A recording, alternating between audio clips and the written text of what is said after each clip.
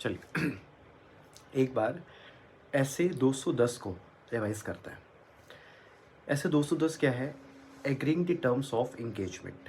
Agreeing the terms of engagement, इसकी ज़रूरत क्यों पड़ी? सबसे पहली बात, पहले के टाइम पे क्या होता था, बहुत मिसअंडरस्टैंडिंग्स होती थी। चीज़ें हम लोग पेपर फॉर्म में नहीं नोट करते थे, एग्रीमेंट नहीं बनाते थे। जैसे फॉर एग्जांपल मेरे पास कोई क्लाइंट आया, ठीक है, और वो कॉर्पोरेट क्लाइंट है। मेरे पास आया, सर ऑडिट करनी है। अब डेफिनेटली वो कॉर्पोरेट क्लाइंट है, तो मैं क्या एज्यूम करूँगा, कि वो स्टैट ऑडिट की बात कर रहा है। तो मैं स्टैट ऑडिट शुरू कर दिया, स्टैट ऑडिट की रिपोर्ट बना के उसको दे दिया।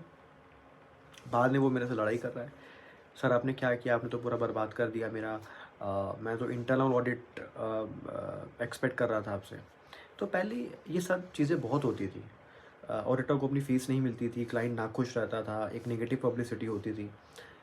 तो ये मिसअंडरस्टैंडिंग ना हो, इसी वजह से फिर 210 लाया गया कि ऑडिटर, तू पहले ऑडिट शुरू करने से पहले टर्म्स क्लियर कर, ठीक है।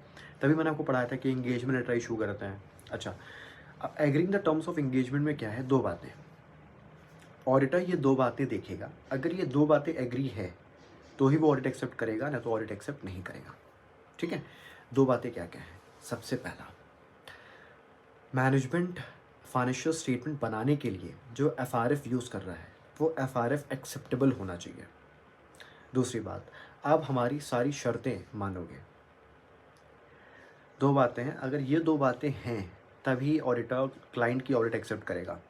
पहला, आप जो एफआरएफ यूज़ कर रहे हो वो एक्सेप्टेबल होना चाहिए, और दूसरा, आप हमारी सारी शर्तें मानोगे। एफआरएफ एक्सेप्टेबल होने का क्या मतलब है? मेरा क्लाइंट लिस्टेड कंपनी है, क्या फॉलो करना चाहिए? इंड एएस फॉलो कर रहा है, एएस मतलब उसका एफआरएफ एक्सेप्टेबल नहीं है।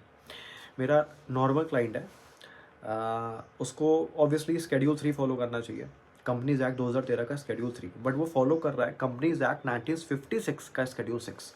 ऑब्वियसली एफआरएफ अनएक्सेप्टेबल है। दूसरा पॉइंट मैंने आपको बोला कि हमारी सारी शर्तें वो माने। क्या क्या शर्तें हैं? पहली बात, मैं उनसे लिखवा के लूँगा कि भाई आपकी ज़िम्मेदारी है फाइनेंशियल स्टेटमेंट बनाना। दूसरा, आपकी ज़िम्मेदारी है उस फाइनेंशियल स्टेटमेंट में इंटरनल कंट्रोल लगाना। तीसरी ज़िम्मेदारी है आप हमें 3 चीज़ें प्रोवाइड करोगे। पहला, इन्फॉर्मेशन। दूसरा, एडिशनल इन्फॉर्मेशन। और तीसरा, unrestricted access to the persons. हम जिस भी बंदे से मिलना चाहें, बात करना चाहें, आप हमें उसका अनरेस्ट्रिक्टेड एक्सेस दोगे। दो बातें हैं। पहला, ऑडिटर चेक करेगा फाइनेंशियल रिपोर्टिंग फ्रेमवर्क है वो एक्सेप्टेबल है कि नहीं है। दूसरा, आप हमारी शर्तें मानने को तैयार हो कि नहीं। ये दोनों बातें मैं ऑडिट एक्सेप्ट करने के पहले चेक करूँगा। चलिए, थैंक यू।